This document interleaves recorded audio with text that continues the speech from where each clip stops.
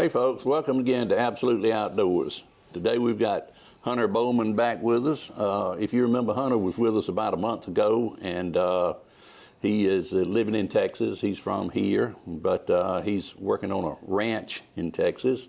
To catch you kind of up if you didn't see the show about a month ago, he went to high school here and then finished college and went to guide school, which, you know, I'd never heard of guide school before he told me about it. I didn't know that there was such a thing. But anyway, if you missed that show, you need to look it up on YouTube. It's really a good show. It tells all about what you learn in guide school, from packing a mule to pitching a tent to hunting, just basically whatever you need in the great outdoors. But anyway, we're glad to have you back again, Hunter. Yeah, it's good to be back.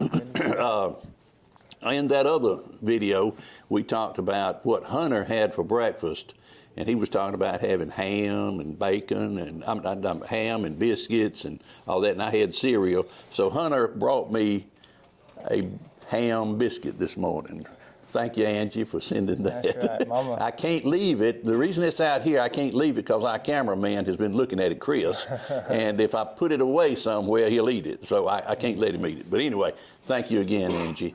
But anyway, we want to get started today. Now, understand that you're leaving the ranch that you were at. What part of, I know you told us before, but tell us again in Texas where that is. The ranch that I was at was about 28 miles south of Cotulla, which is right on the Mexican not line. Far at all from the border. Right. And so, yeah, it's about 28 miles south of Cotulla, which is about 2 hours south of San Antonio. And I finished up there, and I'm starting at a new ranch about an hour north in Dilley, Texas. Okay. And it's a little bit different terrain. The terrain where I was really thick brush, medium. That was my first question, was the terrain. Go ahead. And it's crazy, but it's only an hour north, but it's completely different in a way. Where I was medium to thick, heavy brush. Even off the road, it's all thick.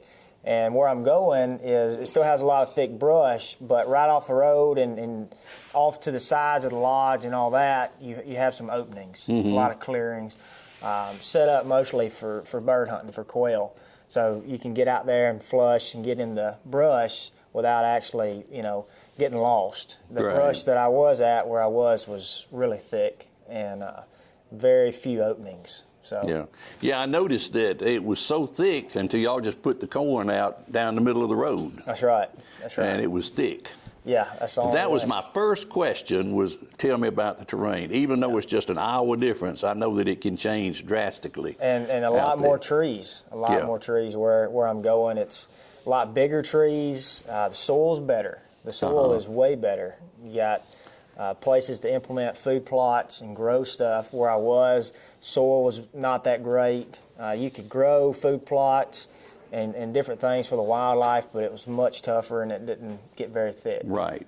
So. Now, are y'all going to do quail hunts, or you just? They'll be doing quail hunts. They start quail hunts this coming month in January. So they'll run quail hunts January through and February. Okay. Right. Okay. And then they'll pick up with turkey season and pigs right after that. Now, the pigs will be through the summer? The pigs will be probably right up until May. They may run it through the summer. Some ranches do. They run it year-round. Mm-hmm. But, at least till May for sure. So give them a couple months to run some pig hunts and turkey hunts along through that same time frame. Right. Okay.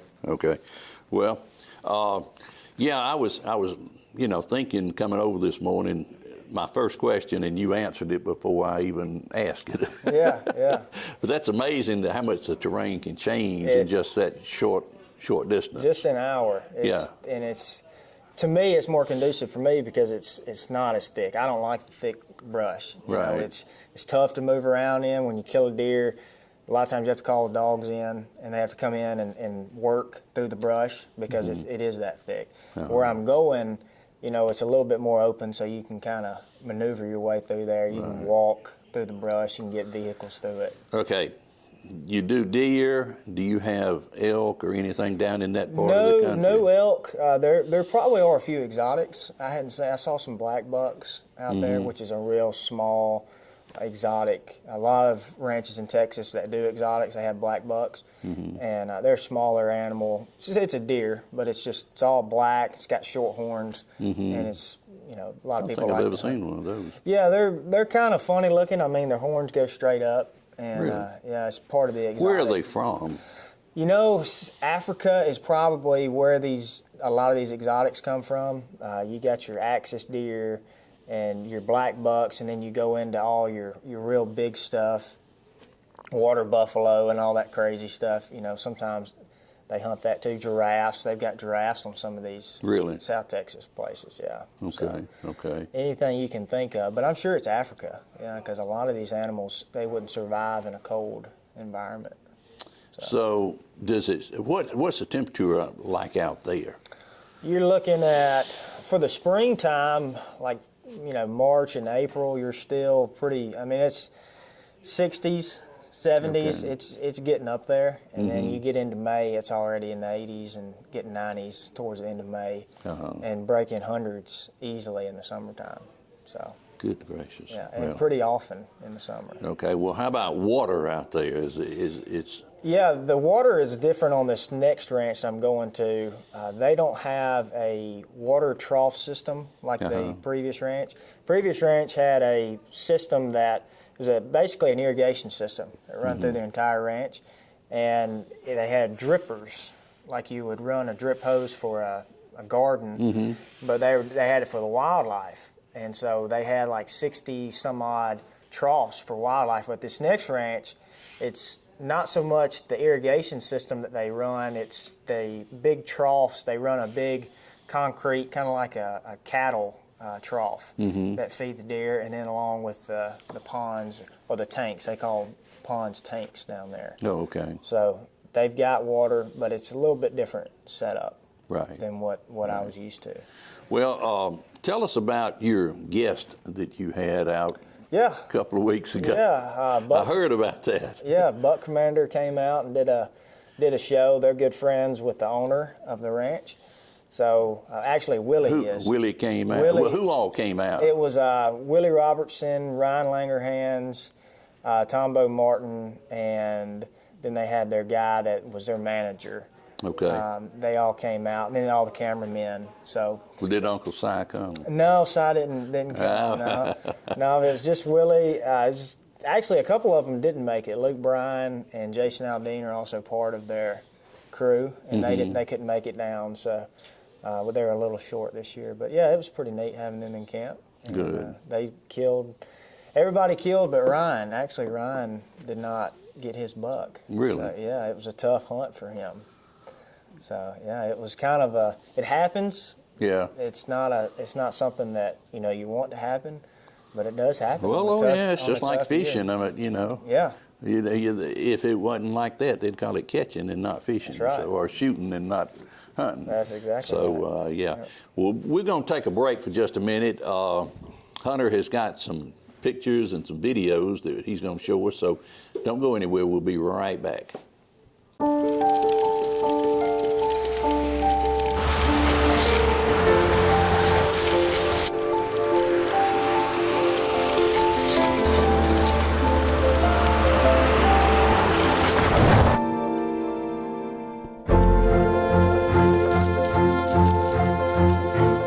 Did you know dragging chains can spark a wildfire? Only you can prevent wildfires.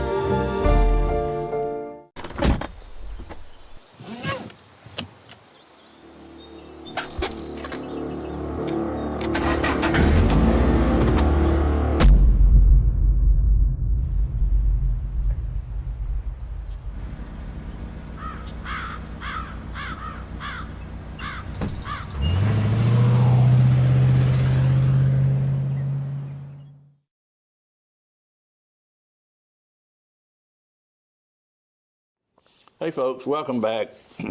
I'm with Hunter Bowman here, and Hunter's got some pictures he's going to share with us. You want to show those? Yeah, this is a picture at our lodge where I currently was working at. This is a picture of a turkey right in the middle of the yard. So it's, you're on a ranch, and everything can kind of come in at any time. So, Yeah. you know, there's no blocking the wildlife from coming up to you. So this is a picture of. Do of any the turkey. bears come up? You know how I am about bears. Yeah, no bears. Okay. No bears. Okay. And I haven't seen any mountain lions or anything close. Well, so that's. The bears scare me. Yeah, no, the bears. You're good on bears. Okay. And this is a picture of a javelina. This is, a lot of people don't understand or know what a javelina is.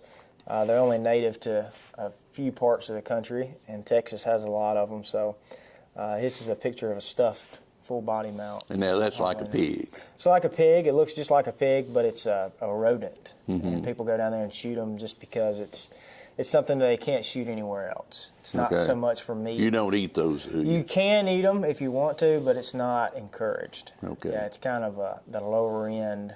Kind of like a possum around Yeah, here. yeah. If you're dying, you can eat If it. you're dying, you Yeah. can eat it. And it may kill you then. Yeah, yeah. And then this is a picture I took. I actually had the other intern with me. He took this picture of us filling feeders. So this is an example of what we would do every day. But you can see how thick the brush is. Yes. It's right in these feed pens. That's cactus all over. That was a question that I had. You don't have the, in that part of Texas, the big pipe organ cactus, do you? You have the small, It's a smaller cactus, yeah. Most what we all, call a prickly pear type exactly, like that. Okay. Exactly. Okay. Yeah. It's this. That's what this is. Nothing really gets too high. It may get 6 or 7 foot high, but Okay. that's about the average for the brush too. Okay. So everything doesn't get very tall. Okay. down there. What about your dogs? Do your dogs ever run into those Oh, things? definitely. Oh, yeah. Definitely. Yeah, and it can be a big issue. I'm Yeah, sure cut it 'em up. can. Especially pretty when they're bad. hog hunting too. You know, a lot Yeah. of the hog dogs down here. Yeah, they get beat up bad. Yeah. Really bad. Between the hogs and then this. Yeah, it's This tough bunch of dogs. Yeah, yeah, and it's tough country. I mean, Oh, yeah. you gotta wear, certain clothes when you're tracking and stuff in the Yeah. brush. So, but here's a picture of the lodge. This is kind of a traditional style South Texas lodge. It's 2 stories. It's a pretty nice lodge for down there. And this is the first group of guys we had in this year for a dove hunt. And they like to put their doves in order, how many birds they killed. So they killed 390 birds this weekend, which was really good. Yeah. I think that was the record for the ranch that the guys could remember. Good gracious. So A 390 lot of dove. amongst 26 guys, and then some, a couple of hunting guides. Yeah. So yeah, 390 in 2 or 3 days. That's a lot of dove. That's a lot of dove. A lot of dove. So. Do y'all have ammo there? Do you sell it, or do you No, gotta bring it actually, with you? that's part of the customer's Okay. responsibility. Yeah, Okay. everything is provided as far as your food and your room and board and all that. Now we do have guns. The guides carry guns with them. A lot of the times, the guides will let you use a gun if you don't have, or if yours malfunctions or something, because you're out in the middle of nowhere. So they're not gonna, just because your gun malfunctions or something, they're not gonna Right. leave you high and dry. Right, okay. But the customer's responsible for all of that. Okay. So. Okay. Yep. And then the next one is a video of a helicopter. So this gives you a visual of the South Texas brush from the air. Mm-hmm. So this is a really cool perspective. This year we got to kind of see, the brush, and it's the same brush, obviously, that we've been riding through all summer, but it gives you a way different perspective. When you're looking down, yeah. Because the brush is so short that you can't see very far when you're on the ground, but when you're in the helicopter, you can see everything on the ground. Yeah. Because the trees aren't blocking Right. anything. There are no trees. So yeah, we were able to push some deer out. The helicopter, the noise pushes them out. And that's what they're trying to do, is they're running the helicopter over the brush to push the bigger deer out so they can figure out where the big deer are hiding. Yeah. So, yeah, very neat experience for me. I've never had that before. So, and then this is a picture of a typical day on the feed run. This is a big deer. This is one we nicknamed Clyde. So he's a resident deer. Comes in and feeds How them. old do you think this deer is? That deer is not very old. No. He's only 3 or 4 years old. Really? Yeah, these South Texas guys don't like to shoot deer unless they're 7 or 8 Okay. or older. So this Yeah. deer's pretty young for what they Yeah. want to shoot. So he's very, very healthy. He is. Yeah, to be only 3 or 4, he's big body and Big body, yeah. good antlers. And this is one of the first deer. Matter of fact, this may have been the first buck shot this year. I can't remember, but it was one of the first groups, and it just gives you, kind of a idea of what South Texas grows. This is a native deer. Mm-hmm. So we talked about native and non-native Right. deer. This would be an example of a native deer. Mm-hmm. Not crazy big. Once you get over the 200-inch mark, and a lot of times even if you're pushing 200 inches, it's a pin deer usually, Yeah. because it's hard to grow a deer 200 inches. Yeah, I remember the last show you said, doesn't matter what you do to a deer, all the food and everything, all the vitamins and nutrients, they're still not going to get any bigger than, Exactly. whatever they're supposed to be, whatever the Lord told them to be. That's right. At the end of the day, That's right. it. You can't do but so much. And here's another picture of a little bit bigger deer that was killed. Customer, I think that was a 170s. So that's It's a nice that's deer. a pretty good deer. That's a I nice was really deer. happy with Yeah, that one. that's a nice deer. And a lot of deer that were killed down there were bigger deer. A lot of guys come to South Texas to shoot. We do have smaller deer to shoot. You can shoot a management deer. 130 to 140-ish is a management deer down there. So, they do shoot a lot of smaller ones, but a lot of the guys that come, they want the bigger deer.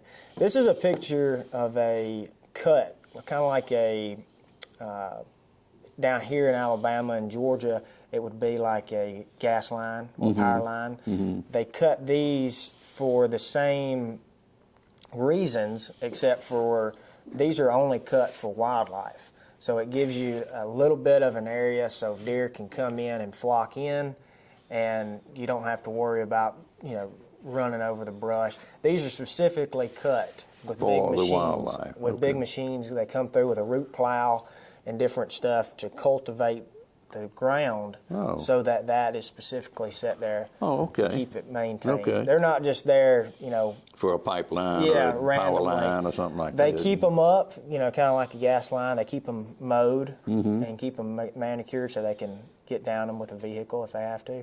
But it's for it's for deer and That's great. for the wildlife to come out. So, and there's a lot. They call them senderos down there. That's the Mexican name, Spanish name for them. So, Okay.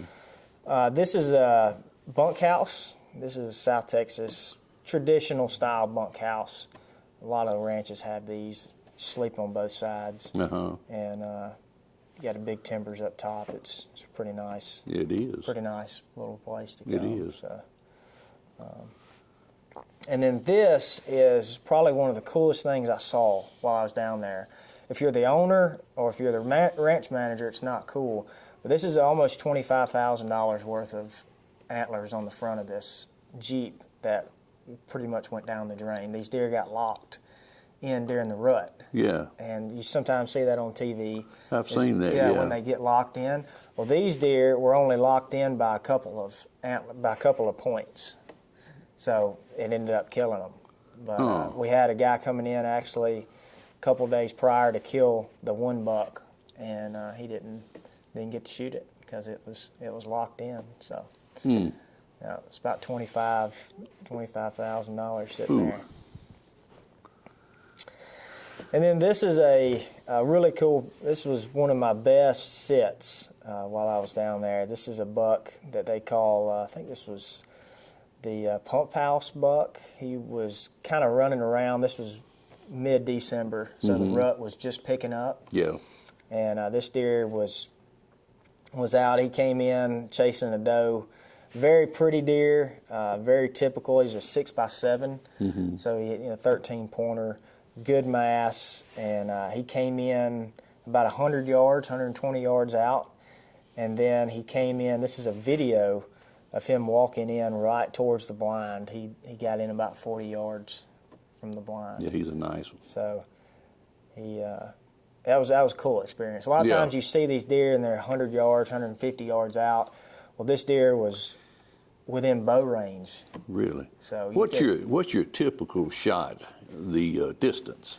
The rifle distance. With a rifle, yeah. They try to get it within 100 yards. Okay. So somewhere around, all the feed pins are located approximately 100 yards. That's what they shoot for. And then with their bow, they try to get everything within 30 yards. Okay. So it's a set distance. And you go to some of these bigger ranches, the really, really nice 100,000 acre ranches, and these guys have got it down to this. I mean, it's precisely 30 yards or 28 or whatever, and it's the blinds are moved specifically for that. I mean, it can get to be complicated. Yeah, it can get to be complicated. Fine art, yeah. Okay. And then this is him right here, right behind the blind, so you can tell. He's getting pretty close there. Yeah, he's getting in there real close. You could have shot him with a bow right there if you were off the back. So pretty cool experience. Definitely the best sit, and probably one of the best. I mean, you couldn't ask for any more than that, for him to get within 40 yards. That's right. That's right. Yeah, he's pretty cool. Well, those were great pictures. Don't go anywhere. We'll be right back. We're going to take a short break. Listen, I realize that I'm not perfect, but it all really started to change because you judge me for having a problem. No one is going to know that I need help. I need help. I know that no one is going to judge me for having a problem. I realize that I'm not perfect, but it all really started to change because you listen.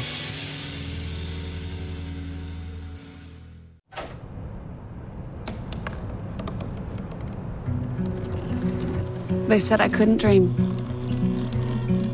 Called me a piece of trash and swore that's all I'd ever be.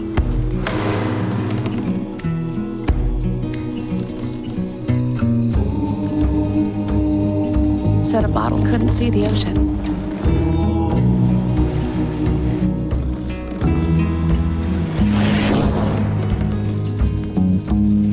Give up. Go back to the dumpster. But I didn't listen.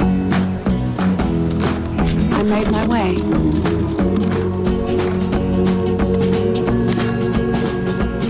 And now, I am what I've always wanted to be.